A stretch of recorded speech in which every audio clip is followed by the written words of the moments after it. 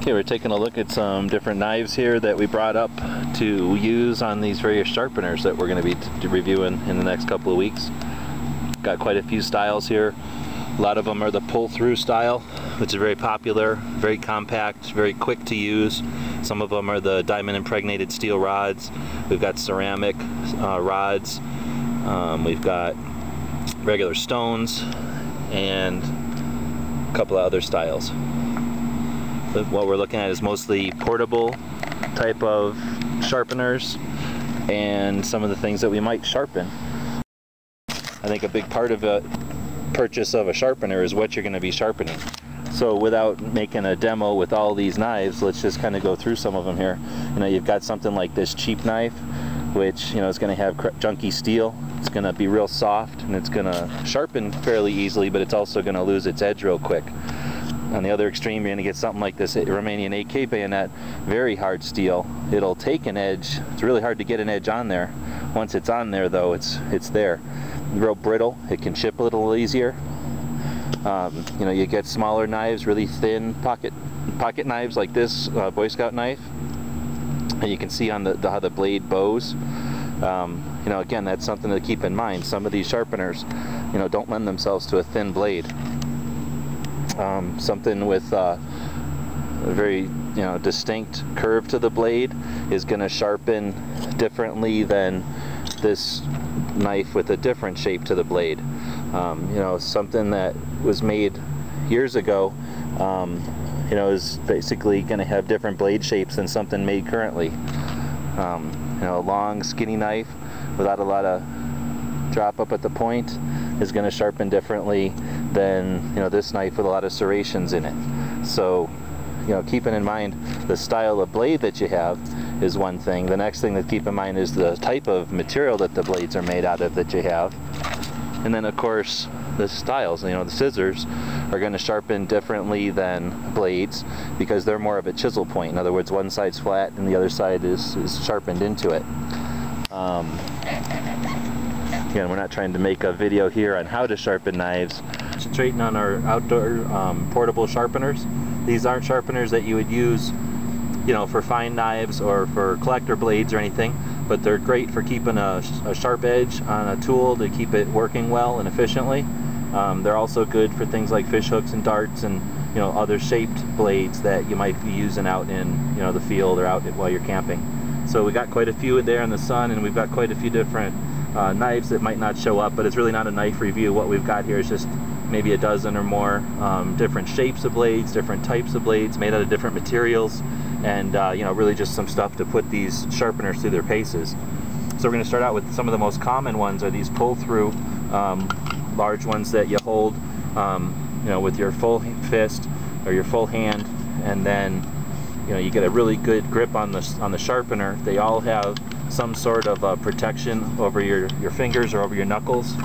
We've got them from quite a few different companies. Pretty much they all work close to the same way. It's just that, you know, some of them, like this Outdoor Edge, just feels much more solid in the hand, and with that sort of tacky feeling rubber and the oversized area for your fingers. You could wear this with gloves. You could wear this if your hands were wet or slippery from maybe, you know, cutting fish or butchering in the field. Real solid. The better ones have the adjustable, replaceable blades. One we have from a while back that was sold at a cooking store it definitely feels solid, but we've had it for quite a while. Even though these carbide blades last a long time, this one's actually getting kind of used, and since there's no way to replace the blade, this one's going to be disposable. It's going to have to be thrown away. So starting with these, they're real easy to use in the field.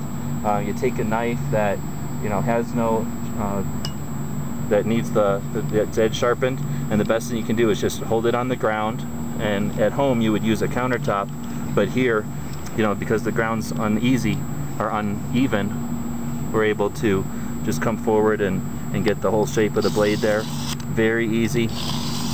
You can hear it. This is a very sharp, or excuse me, a very hard blade, so it's not going to do too much to this blade. Actually it did do, you know, it did take quite a bit and make a nice quick blade or sharpening there. Not razor sharp. I only pulled it across a few times, but you get the idea. You want to hold the knife blade up and then just run this, move the sharpener. Some of these smaller ones are also pull through, but they work the other way. Because the sharpener is so small, you pull the blade through them. So we'll grab another knife here. This is a K-bar. A lot of people are gonna grit their teeth with this, definitely not a collectible one. And with this one, the sharpener remains stationary, and I pull the knife through. Now, I don't know if you noticed in our little demo here with the camera, this isn't something you'd want to use on the ground. You know, I'd really rather have a large piece of wood, side of a picnic table or something, so that I could pull this through and the blade would have somewhere to go. Right now, when I'm doing it on the actual ground, it's touching the ground. Obviously, that's not a good news for sharpening. This particular one, after you've pulled the knife through the carbide blades to, you know, shape the blade or to get that fine edge back, you can then manicure that blade even more with this honing surface on the back of the sharpener. This particular one, again, also has a groove down the back for sharpening darts or fish hooks. You know, sometimes with the very small fish hooks or with these very large ones, keeping a good edge is important. Keeping a sharp point is important.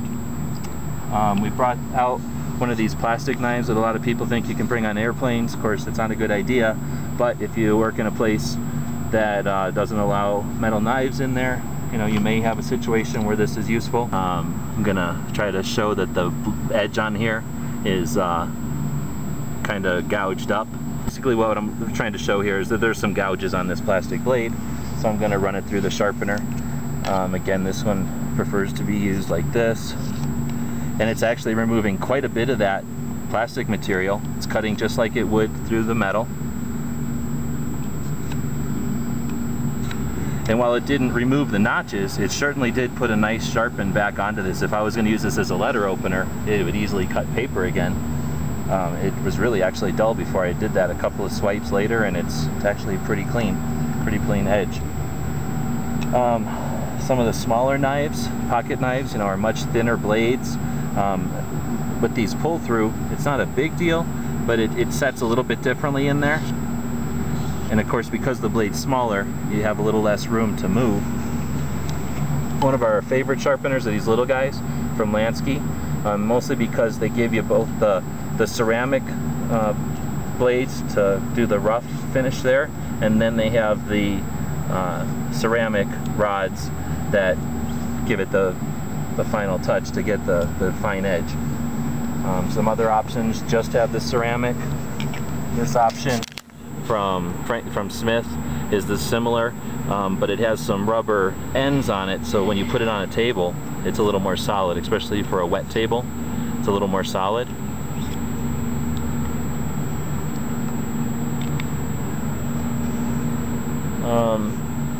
Last style we've got out here is this more of a stone type, and this one is just held in between the fingers like this. You have to be a little more careful with it, but for a smaller blade, more traditional style, and again more gentle to the blade. You have to have a little more skill, I suppose, to hold that blade in a consistent angle while you're pulling it across the honing surface, but you can be a lot more precise about the angle that you want to have your knife, or excuse me, your blade. And again, with the channel there, you can do the fish hooks or the darts. These are great. They're very lightweight, they're very economical, but they're not real big. We've got a couple of rod styles. These are like you've seen at a restaurant, and good for this particular one. Has the ridges in it like an actual steel sharpener, and basically the way you use this is you poke it into the ground or onto a table at an angle that you want your blade to be, and then you basically, as if you were cutting a loaf of bread, you just go through the same motion, and as you're going through that motion, it is honing that blade. So the angle on this one is decided by you and how you hold it, so it's actually a very easy one to sharpen. The only real disadvantage to this particular one, so it's made by Outdoor Edge, it's designed to go along with their butchering kits, which aren't small. They're not, you know, they're portable, but you know, they're fixed blades, so when it's in a case with a bunch of fixed blades, it's not a big deal. But if you're, you know, on a camping pack or a fishing kit or something that might be a little too big. Something like this one from Lansky, it's a little heftier, it's made out of solid brass, but the sharpening, the honing rod is a diamond impregnated steel rod, flips back or slides back into the handle.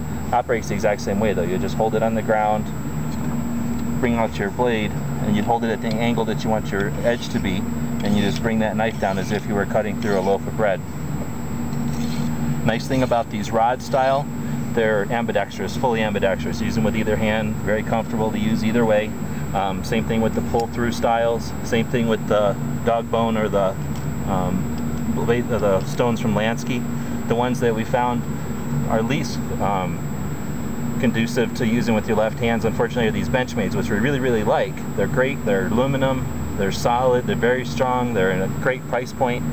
They've got a real sturdy hole for tying it to a lanyard. The only problem with it, the only problem that we've seen so far, is that when you're holding it with your left hand, it's not quite as comfortable as when you're holding it with your right hand. Otherwise, great sharpener. They make this model. It's much smaller, something that almost everybody could have, you know, to keep a blade ready to go, a blade sharp while you're using it. And then last up, we've got these from Lansky again, folding. This one they call a rat tail. This one they call their fishing model. Basically, it's again a honing rod, the diamond impregnated steel rod that folds up like a butterfly knife. And why don't we use a butterfly knife to demo it? Again, you hold it. You can hold it down. Because of the rat tail design, it's a little different. It's really not made for this. What this one's made for is the serrations on a serrated blade, so that you can get into those serrations and, you know, sharpen those accordingly. At the end, you can finish it off on the flat side, but you really don't want to sharpen from the flat side. You'd lose your edges. And then that last one, which is just a little bit out of my reach, is an actual stone system, which is a little more, you know, elaborate than the others, but the idea being that you have sharpening stones, and in this case diamond impregnated slab, and they're in a plastic unit that attaches to these rods. And without getting too into it, they're going to thread into these rods, which is now going to create a guide, basically, or a continuation of the angle. Now you're going to put your knife into this contraption, which is sort of a vise that holds the knife, and then you add this contraption, which gives you the angle. And without assembling the whole thing here, I think you can see that once you get this into place with your blade here attached, what you end up with is the ability to have a consistent angle as you sharpen. And we'll need to do a separate video on just how these work, but this is a style that's been around, well, for quite a while, and really do work well. It's a traditional type of sharpening, and you know, sort of a guide, so that you don't have to be an expert metalsmith or blacksmith or anything to know how to sharpen them. The guide does that for you. A little bit more than most people would take in their packs, but it's something that you might bring with in your camping gear, and at the end of a day of hunting, you know, give your knives some extra attention. Again, because it's made for the outdoors, it does come in a pretty decent box there. So again, some of the different outdoor sharpeners, we'll be using these more as the months go along, and getting some reviews on how we've liked them over time.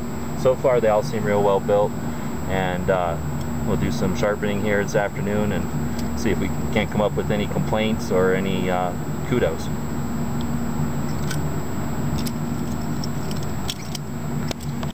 So we've been sharpening here, I don't know, for a while, maybe an hour. We've been going through the different styles. We've all brought some dull knives up. We took them up the hill here because it's about 108 degrees down in Tucson, and we're up on the mountain doing some geocaching and playing with the sharpeners this afternoon. And like I said, we probably took an hour or more to play around with them and see how they work and see how effective they are, testing them in different ways. So what do you guys think? Which ones do you like in here? This is your pile that you like? It is Benchmade. Round one here is... You mean the Benchmade multi-tool? Benchmade multi-tool is about the best one out there, I think, so far. It's a little Lansky, and it's very, very useful. this AccuSharp here. It's pretty useful for just putting a quick edge on something. What do you think? You like the camo better than the white or the black or whatever other colors? I wouldn't say I like the camo better. I mean, it looks cool, but if you were to be out hunting and set it down, you could definitely forget where you placed it. Sure. And the remaining Benchmade sharpeners were just as effective as this initial one here. Just this one was a little bit easier to hold on to because it was a little bit longer. So it was a little bit easier to grab it nice and firmly. And then we've got the rod that comes out of there, so we can do serrations and final touches too. $25 bother you? Not at all. No, not for a quality piece of gear there. But these are nice for $5 to be able to throw in packs and trucks and bags and just have them wherever you might need them. We did notice there's a difference on that Lansky, that the first one, that red one that we've owned for a long time, been using it successfully for a long time, works great and everything, it's just that there's no lanyard hole on it. The newer one that we've got there, the black one, has a lanyard hole, and makes it a little easier to find in a pack or a bag.